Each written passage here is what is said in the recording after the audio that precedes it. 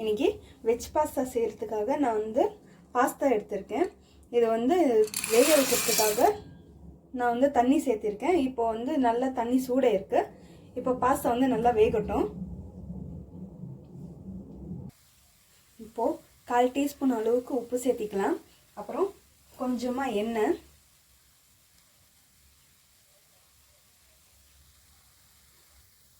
பாருங்க. இப்போ வந்து இந்த பாஸ்தா வந்து வெந்துருச்சு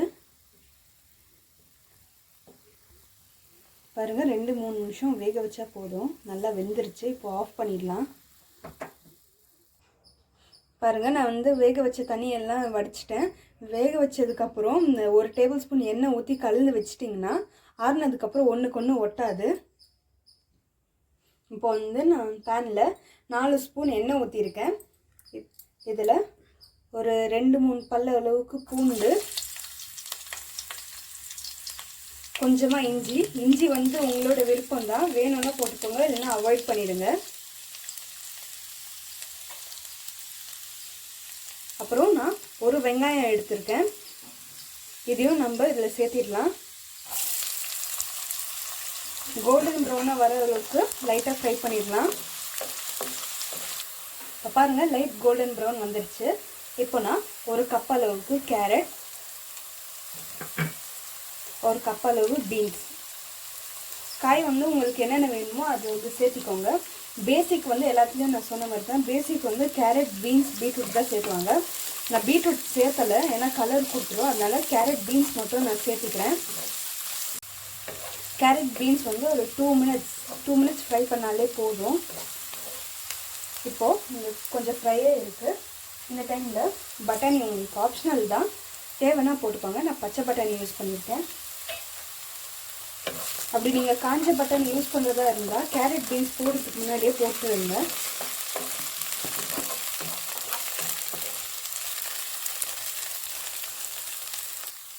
இப்போ வந்து நல்லா ஃப்ரையே இருக்குது. இதில் எக்ஸ்ட்ரா ஸ்பைசஸ் தான் நான் சேர்த்துறேன்.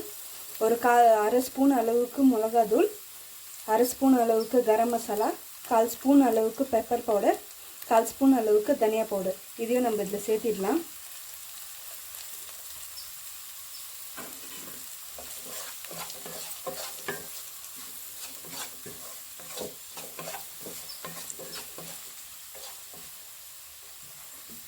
இப்போ வந்து ஸ்பைசஸ் சேர்த்தினதுக்கப்புறம் 1/4 ஸ்பூன் அளவுக்கு உப்பு.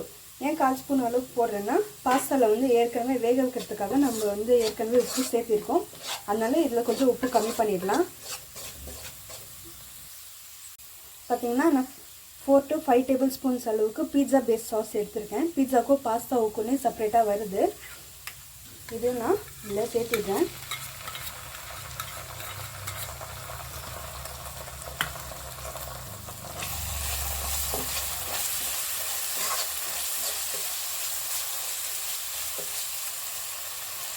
பார்த்தீங்கன்னா நான் பீட்சா பேஸ் சாஸ் வந்து டெல் மோண்டேன்ற கம்பெனி தான் நான் எடுத்திருக்கேன்.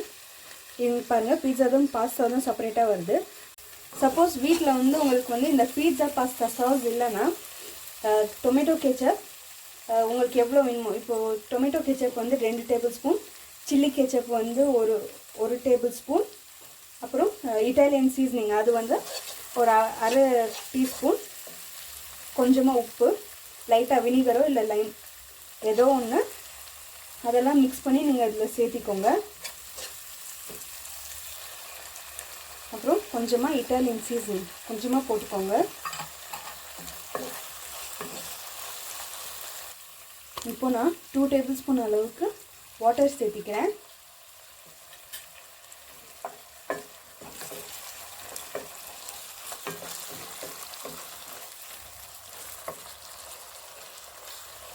தண்ணி வந்து ரொம்ப ட்ரையாகவும் இருக்கக்கூடாது, ரொம்ப தண்ணியாகவும் இருக்கக்கூடாது, மீடியமாக தான் இருக்கணும். இப்படி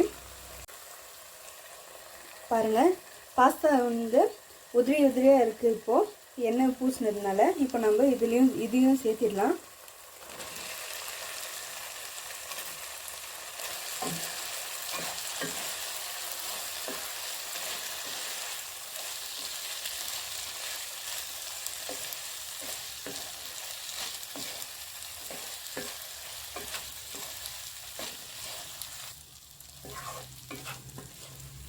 பாருங்கள் இப்படி நல்லா மிக்ஸ் பண்ணுங்கள்.